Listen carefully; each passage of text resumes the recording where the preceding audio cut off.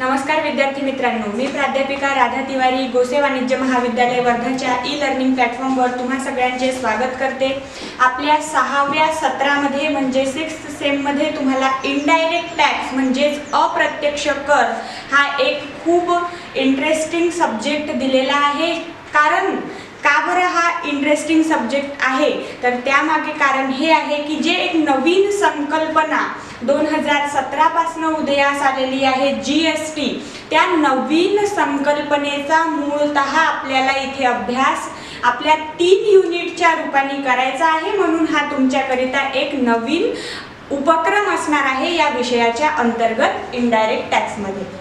आता indirect tax या विषयाचा आपला हा पहिला व्हिडिओ आहे। या व्हिडिओमध्ये मी तुम्हाला या व्हिडिओतच नव्हे तर याच्या नंतरच्या व्हिडिओमध्ये सुद्धा म्हणजे 2 व्हिडिओ मिळून आपण काय करणार आहोत, सिलेबसची व्याप्ती समजून घेणार आहोत। आणि सिलेबसची व्याप्ती समजून घेत असतानाच तुमचा जो पहिला युनिट आहे त्या पहिल्या युनिट मधलं जे घटक पहिलं आहे की इंट्रोडक्शन ऑफ जीएसटी म्हणजे जीएसटीची ओळख करून घेण्याची सुद्धा प्रक्रिया या व्हिडिओ मधनं आपली होणार आहे। आणि तुमची परीक्षा जसं आता सद्यस्थितीमध्ये ऑनलाईन पद्धतीने चालती आहे आणि तुमच्या भविष्यामध्ये तुमची क्लासरूम फिजिकली ओपन होईल की नाही याची सुद्धा काहीही शाश्वती अजून दिसत नाही आहे। म्हणून आपण ऑनलाईन टीचिंग लर्निंगलाच आपल्या दृष्टिक्षेपामध्ये ठेवू आणि तुमची परीक्षा सुद्धा ऑनलाईन पद्धतीने झाली किंवा ऑफलाईन कशी पण होते आताच आपल्याला गृहीत धरता येणार नाही, पण दोन्ही पैकी कोणतीही परीक्षा जर कोणत्याही मोडमध्ये झाली तर ती परीक्षा तुम्हाला फेस करता यावी, तुम्ही त्या परीक्षेमध्ये चांगल्या पद्धतीने गुण घेण्याकरिता सक्षम व्हावे असा माझा इथे एक काय म्हणू आपण त्याला प्रयत्न असणार आहे, जेणेकरून तुम्हाला पूर्ण प्रकारे जीएसटीची संकल्पना थेरॉटिकल आणि न्यूमेरिकल बेसिकवर मी तुम्हाला इथे सांगणार आहे। आज आपण सुरुवात करतोय आपल्या विषयाला, म्हणून विषयाचीच व्याप्ती पूर्वी जाणून घेऊया, मग त्या विषयामध्ये कोणत्या बाबींचा अंतर्भाव होतो याचा अभ्यास आपल्याला करून मग आपण संपूर्ण किंवा सखोल माहिती जी आपली थेरॉटिकल नॉलेज आहे त्याला पूर्ण पक्क करून मग न्यूमेरिकल कडे आपण वळणार आहोत। म्हणून अगदी पहिल्या व्हिडिओमध्ये आपला आजचा जो घटक अभ्यासावयाचा आहे तो आहे तुमचा इनडायरेक्ट टॅक्स म्हणजेच काय आणि त्यामध्ये जी नवीन संकल्पना नावारूपास आलेली आहे किंवा नवीन संकल्पनेचा उगम झालेला आहे ती नवीन संकल्पना म्हणजे जीएसटी। ठीक आहे, तर आपल्या या आजच्या व्हिडिओमध्ये आपण बघतोय की इनडायरेक्ट टॅक्स मध्ये काय काय किंवा कोणकोणत्या करांचा अथवा टॅक्सेसचा अंतर्भाव होत होता, मग त्यामध्ये काय त्रुट्या होत्या जेणेकरून एक नवीन प्रकार निर्माण करावा लागला किंवा तो उदयास आला। सगळ्यात पहिले जर आपण इन्कम टॅक्स म्हणजे आयकर या संकल्पनेचा जर अभ्यास करावयास निघालो तर त्यामध्ये आयकराला 2 वेगवेगळ्या कर प्रणालीमध्ये किंवा 2 वेगवेगळ्या करांच्या रूपामध्ये ओळखल्या जातं किंवा विभाजल्या जातं। पहिलं काय आहे, डायरेक्ट टॅक्स म्हणजेच प्रत्यक्ष कर आणि दुसरा आहे इनडायरेक्ट टॅक्स म्हणजेच अप्रत्यक्ष कर, जो की आपला अभ्यासाचा विषय आहे।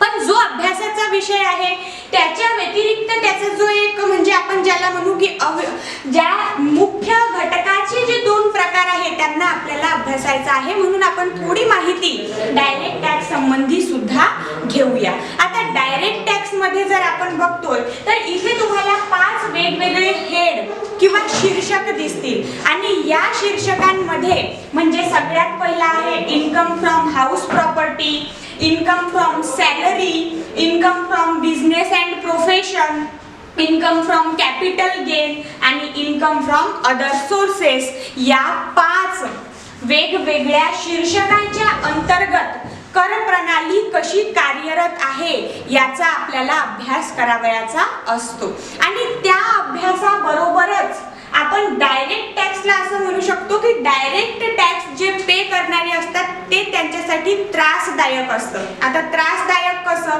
कारण हे उत्पन्नावर डायरेक्ट टॅक्स लागतोय, पण ही जी इनडायरेक्ट टॅक्सची संकल्पना आहे ही अति त्रासदायक आहे। आता तुम्ही म्हणाल की हे त्रासदायक आणि अति त्रासदायक ही संकल्पनाच आम्हाला कळली नाही, तर त्रासदायक म्हणजे कसं की याच्यामध्ये टॅक्स पे करताना लोकांना त्रास होतोय, कारण एका समामध्ये पटकन तिथे टॅक्स कटतो आणि इथे परंतु हे अति त्रासदायक ही संकल्पना मी का वापरली, कारण आपण अप्रत्यक्षरित्या वस्तूच्या खरेदी विक्रीवर असंख्य वेळा कराचा भरणा करतो, पण ते आपल्याला प्रत्यक्ष असं जाणवत नाही आणि आपल्याला माहीत पडत नाही, म्हणून ही अति त्रासदायक बाब सुद्धा आपल्याला तितकी म्हणजे ती शिथिल वाटते, परंतु या प्रकारापेक्षा हे कुठे ना कुठे जास्त त्रासदायक आहे असं मला वाटतं. आता तुम्ही जर एखाद्या वस्तूचं समजा एखादी वस्तू घ्या, दुकानामध्ये जा, त्याच्यामध्ये लिहून राहते MRP म्हणजे मॅक्झिमम रिटेल प्राइस आणि त्या मॅक्झिमम रिटेल प्राइसच्या खाली ब्रॅकेटमध्ये असतं इन्क्लुडिंग ऑल टॅक्सेस. ठीक आहे, मग त्या ऑल टॅक्सेस मध्ये कोणत्या टॅक्सेसचा भरणा आपण करतोय हे आपल्याला माहित नाही, पण तरी आपण करतोय. म्हणजे सर्वसामान्य व्यक्ती सुद्धा या प्रकारच्या कर प्रणालीचा एक हिस्सा असतो, एक भाग असतो. मग आता या अभ्यासानंतर आपण वळूयात आपल्या विषयाकडे की इनडायरेक्ट टॅक्स मध्ये. मग जर आता आपण असा विचार करायला गेलो की इथे जी नावं लिहिलेली आहेत म्हणजे watt, excise duty, service tax, wealth tax, entertainment tax आणि अजून असे कितीतरी, मग हे जे नावं आपण इथे लिहिलेली आहेत, मग ही आता नावारूपास आहे का किंवा उदयास आहे का किंवा ती सध्या कार्यप्रणालीमध्ये आहे का, तर याचं उत्तर आहे नाही. हा संपूर्ण प्रकार आता हद्दपार झालेला आहे. आता कार्याच्या बाहेर म्हणजे याचा उपयोग केला जात नाही. मग कशाचा उपयोग केला जातो, तर या सगळ्यांना गुंडाळून यांची सगळ्यांची एक गोळाबेरीज करून एक नवीन प्रकार उदयास आलेला आहे, ज्याला आपण म्हणतो GST, goods and services tax. मग आता GST उदयास येण्यामागे काय कारण आहे, तर हे जे इथे इनडायरेक्ट टॅक्स दिलेले आहेत, पूर्वी काय व्हायचं की जे टॅक्स किंवा कर प्रणाली होती त्या कर प्रणालीमध्ये राज्यांमध्ये सुद्धा मतभेद आपल्याला दिसायचे. मतभेद इन द सेन्स की तिथे आपण म्हणजे बघतोय की महाराष्ट्रामध्ये सर्व्हिस टॅक्स किंवा एंटरटेनमेंट टॅक्स समजा 14% आहे, तर तोच MP मध्ये 12% आकारल्या जातात. जर वेल्थ टॅक्स संबंधी आपण बघतोय तर इथे सुद्धा तफावत म्हणजे प्रत्येक प्रकारासंबंधी राज्यान्वये किंवा राज्यांनुसार तिथे तफावत पाहावयास मिळत होती. मग या तफावतीमध्ये जेव्हा आपण म्हणतोय की आपण एक राष्ट्र आहोत, एक विशिष्ट म्हणजे आपला देश हा एक छत्री देश आहे, यामध्ये भलेही पहिले आपण जे म्हणत होतो की पूर्वीच्या याच्यामध्ये म्हणजे आता जो एक निर्णय झालेला आहे खूप ऐतिहासिक, त्या निर्णयाच्या पूर्वी पहिले भारतामध्ये 29 राज्य आणि 7 केंद्रशासित प्रदेश होते आणि 29 राज्य अधिक 7 केंद्रशासित प्रदेश मिळून एक भारत देश ओळखला जायचा. आता ही परिस्थिती तीच आहे की 29 राज्यांच्या ठिकाणी आता जम्मू अँड काश्मीर जर त्यामधनं काढून घेतला तर 28 राज्य झालेले आहे आणि जम्मू आणि काश्मीरचाच एक भाग जो होता लडाख, त्याला सुद्धा केंद्रशासित प्रदेशाची उपमा देण्यात आलेली आहे किंवा केंद्रशासित प्रदेश म्हणून ओळख देण्यात आलेली आहे. त्या कारणास्तव राज्यांची संख्या 29 वरून घटून 28 झालेली आहे आणि केंद्रशासित प्रदेशांची संख्या 7 वरून वाढून 9 झालेली आहे.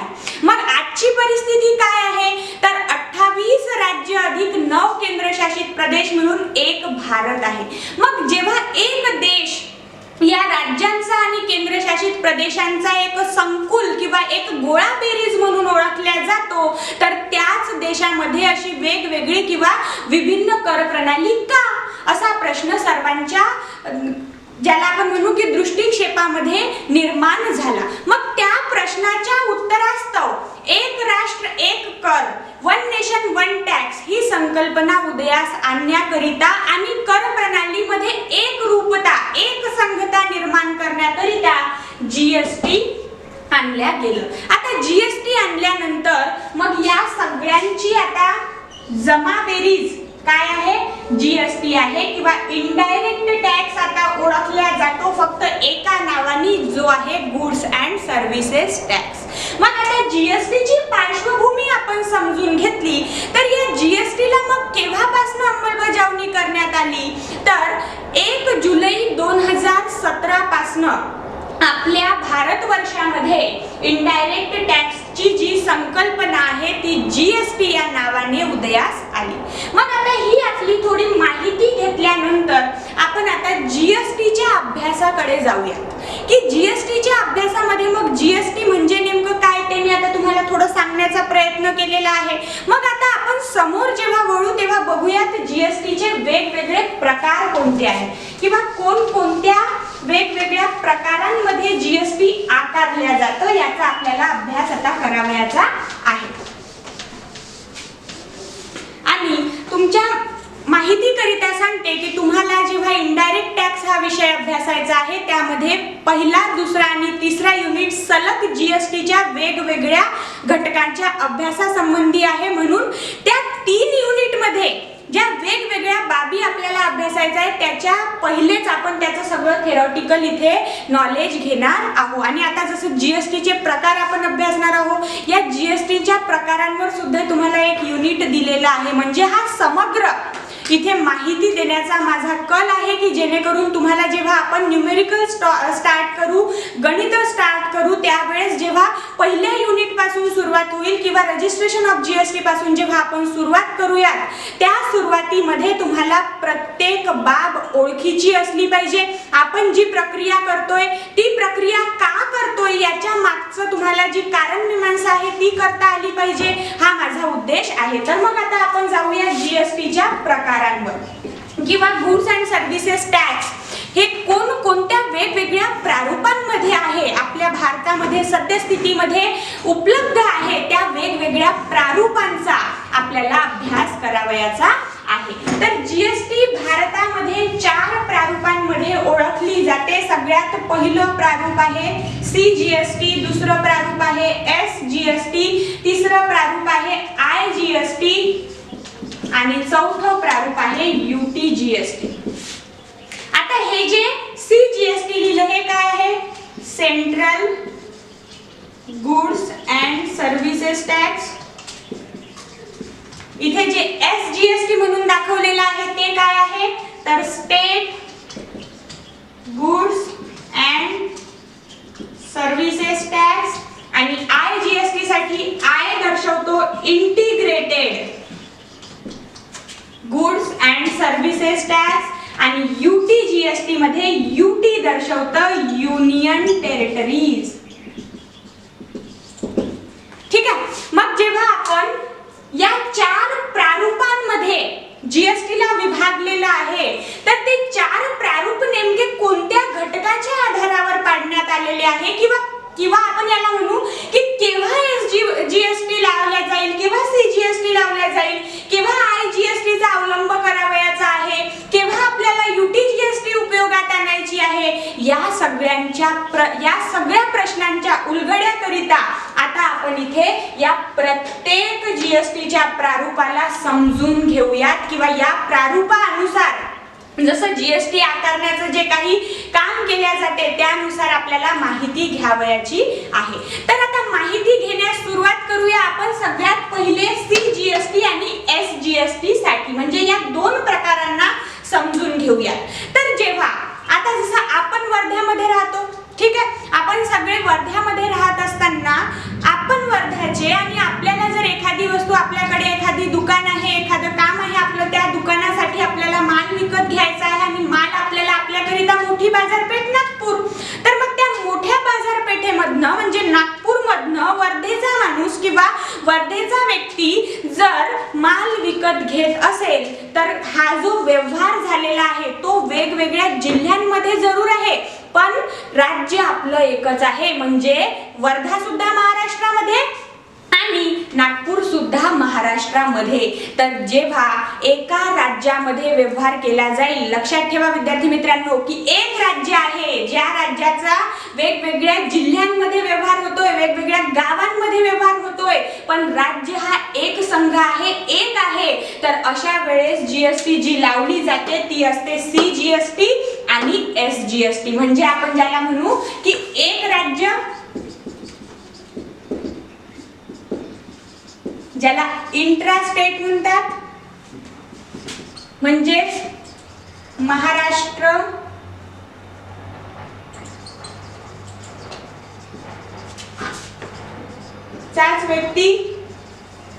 महाराष्ट्राच्याच व्यक्तीला काय करणार आहे, माल विकणार आहे. नागपूरचा व्यक्ती वर्धेच्या व्यक्तीला माल विकतोय. या परिस्थितीमध्ये राज्य कसं आहे, एक आहे. इंट्रास्टेट सेलिंग किंवा परचेस आपण याला म्हणतो. म्हणजे एका राज्याच्या अंतर्गत जेव्हा व्यवहार होतो तेव्हा तिथे जीएसटी अप्लाइड केल्या जाईल आणि त्या दोन प्रकारामध्ये जी अप्लाइड केल्या जाईल ते होणार आहे सीजीएसटी आणि एसजीएसटी. आता सीजीएसटी आणि एसजीएसटी कसं काय, तर इथे सुद्धा आपल्याला समजून घेण्यासारखी बाब आहे की जीएसटीचे 4 स्लॅब आहेत.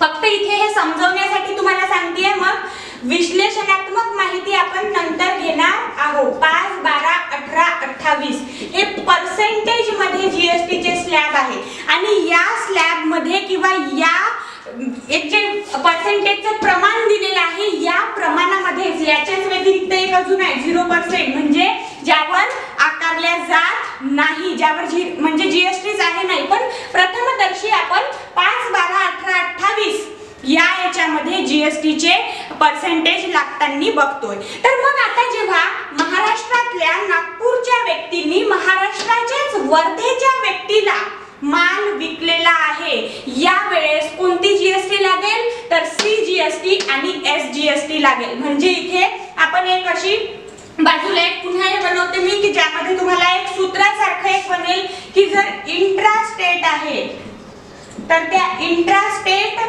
ट्रान्झॅक्शन मध्ये किंवा व्यवहारामध्ये कोणकोणत्या जीएसटी लागणार आहे, सीजीएसटी अधिक एसजीएसटी.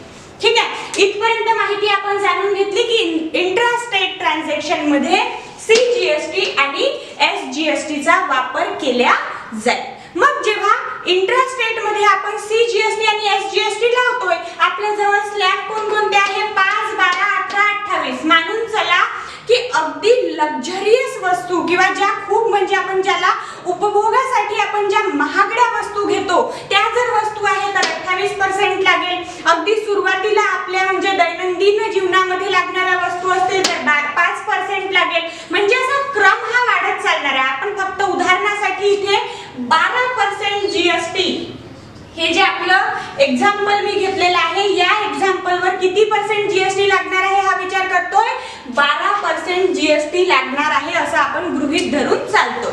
मग जेव्हा 12% जीएसटी इथे लागणार आहे आणि जीएसटी दोन प्रारूपामध्ये वाटली जाणार आहे इंट्रास्टेट ट्रान्झॅक्शन असल्या कारणास्तव, तर मग 12% जी एक सलग किंवा एक मुष्टी जो आकडा आहे 12चा तो या दोन प्रकारांमध्ये विद्यार्थी मित्रांनो सलग वाटला जाईल सारख्या प्रमाणामध्ये. म्हणजे जी जीएसटी आपण इथे बघतोय की सीजीएसटी आणि एसजीएसटी आपल्या या उदाहरणामध्ये जी लागणार आहे ती असणार आहे या व्यवहाराकरिता 6% सीजीएसटी आणि 6% एसजीएसटी. पहिले जेव्हा उदाहरणाची सुरुवात करण्या अगोदर आपण जीएसटी किंवा इनडायरेक्ट टॅक्स संबंधी माहिती घेत होतो, त्या टॅक्सच्या वेळेस किंवा त्या इनडायरेक्ट टॅक्सच्या पहिल्या म्हणजे सुरुवातीच्या प्रारूपांसंबंधी माहिती सांगताना मी तुम्हाला काय सांगितलं की तिथे एक संघटना नव्हतीच, एक मुष्टी प्रमाण नव्हतंच.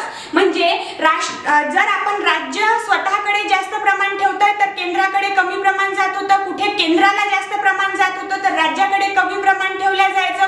या परिस्थिती व्यतिरिक्तही राज्यांमध्ये वेगवेगळे प्रमाण होते, पण आता त्या वेगवेगळ्या प्रमाणाचं एक संघीकरण करण्यात आलेलं आहे. बघा आता केंद्र जरी आपला वाटा घेईल तर तो 6% घेईल आणि जर स्टेट किंवा राज्य आपला वाटा घेणार आहे तर तो सुद्धा 6% असणार आहे. जर आपण 12%च्या ठिकाणी 18% हा दर घेतला असता तर सेंट्रलला मिळाले असते 9% आणि स्टेटला म्हणजेच राज्याला मिळाले असते 9%. म्हणजे इथे आता हेवा देवा येण्याचा प्रश्न नाही, कोणासोबत इथे म्हणजे आपण ज्याला म्हणू की त्याच्यासोबत भेदभाव झाला किंवा कर कमी मिळालं म्हणजे त्याच्यासोबत तिथे काही असं आपण ज्याला म्हणू की भेदभाव ज्याला अजून शब्द येऊ शकतात खूप सारे की त्यांच्यासोबत आपण कमीपणा त्यांना देण्याचा प्रयत्न करतो की सेंट्रल पॉवर असल्या कारणास्तव जास्त घेऊन घेतो आणि राज्यांना कमी देतो, असं सगळं काहीही न करता स्टेट आणि सेंट्रल मध्ये सुद्धा एक सारखं प्रमाण ठेवण्यात आलेलं आहे. मग आता सगळ्यात पहिले आपण समजून घेतलं इंट्रा स्टेट ट्रान्झॅक्शन, ज्यामध्ये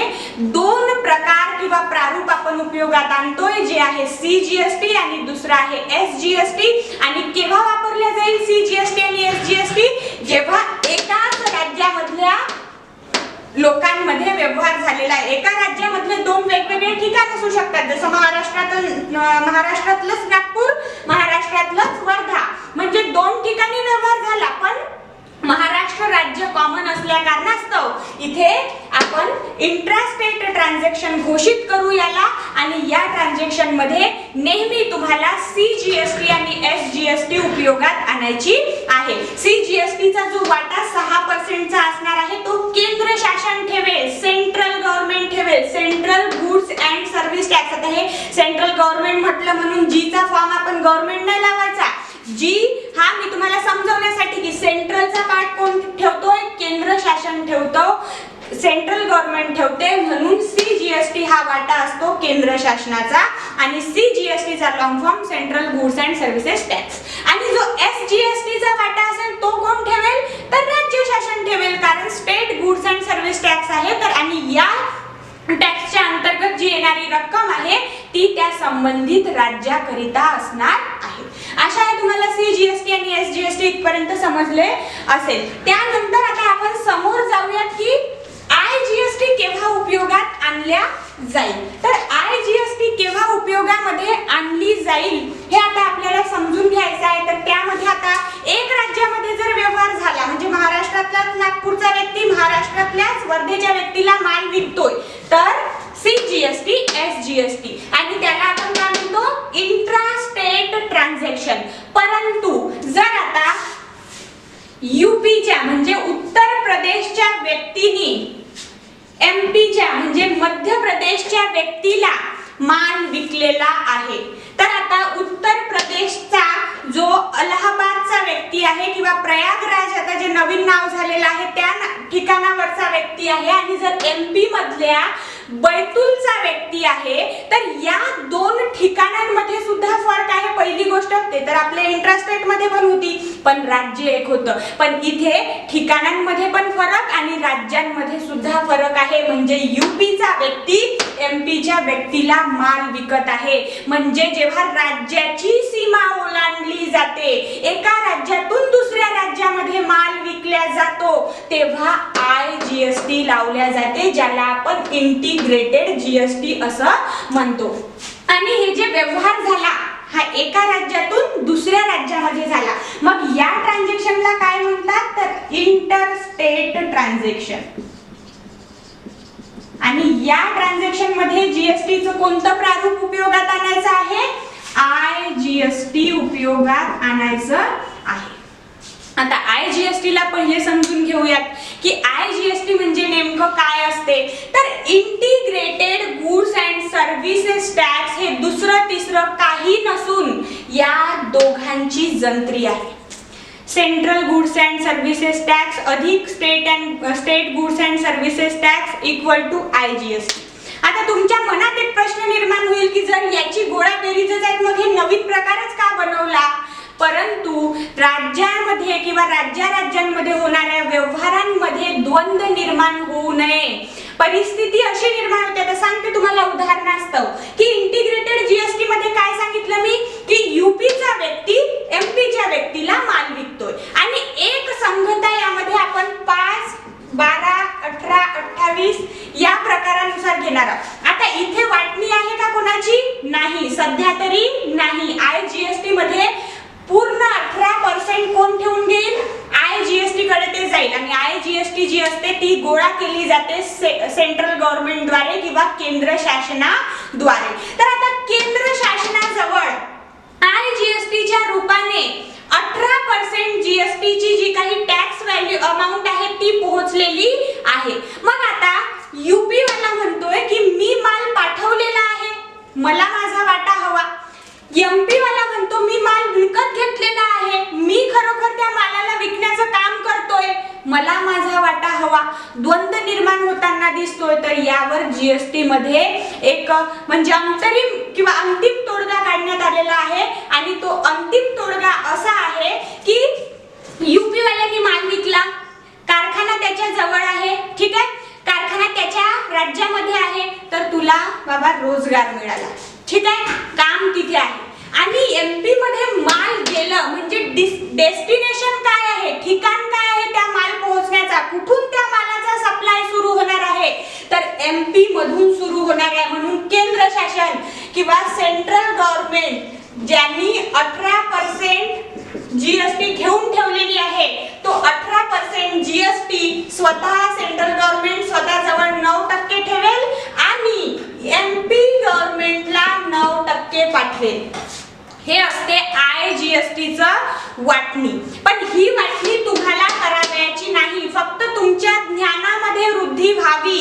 एखाद्या तरी विद्यार्थ्याच्या मनामध्ये जर हा प्रश्न निर्माण झाला की जर हा IGSTचा जो 18% येणारी जी रक्कम आहे ती पूर्ण गव्हर्नमेंट ठेवते का सेंट्रल गव्हर्नमेंट, तर त्या प्रश्नाच्या उत्तरास्तव फक्त मी हा उलगडा केलेला आहे की IGSTचं नंतर काय होतं. परंतु गणितांमध्ये आपल्याला फक्त 2 राज्यांचा व्यवहार हा IGST मध्ये डायरेक्ट IGSTच्या कॉलम मध्ये लिहून दाखवायचा आहे. ही फक्त तुमच्या माहिती करिता बाब होती. आणि आता इथे या डेस्टिनेशन म्हणजे ज्या ठिकाणावर ही जीएसटी पोहोचवायची आहे ते काम सेंट्रल गव्हर्नमेंट करते. म्हणून IGSTचं दुसरं नाव सुद्धा लक्षात ठेवा, ते आहे डेस्टिनेशन जीएसटी. IGSTला किंवा इंटिग्रेटेड जीएसटीला डेस्टिनेशन जीएसटी हा शब्द सुद्धा वापरला जातो. जी काही नवीन माहिती आहे ती सुद्धा तुमच्या बटव्यामध्ये असावी म्हणून हा माझा कल आहे, उपक्रम आहे, ज्यामध्ये मला जे जे नवीन माहिती सापडेल ते मी तुम्हाला इथे देत राहील. तर विद्यार्थी मित्रांनो, आपल्याला वेळेचं बंधन आहे, कारण 30 मिनिटाच्या वर कॅमेरा रेकॉर्ड करत नाही. मग म्हणूनच आपण UTGST म्हणजे union territories goods and service tax आणि त्याच्या समोरची प्रक्रिया दुसऱ्या व्हिडिओमध्ये अभ्यासू. तत्पूर्वी तुम्हाला या इंटरेस्टिंग सब्जेक्ट मध्ये जितक्या काही बाबी आज मी सांगितलेल्या आहेत त्या तुम्हाला कळल्या असतील अशी एक आशा ठेवते आणि आपला हा व्हिडिओ इथेच थांबवते. धन्यवाद.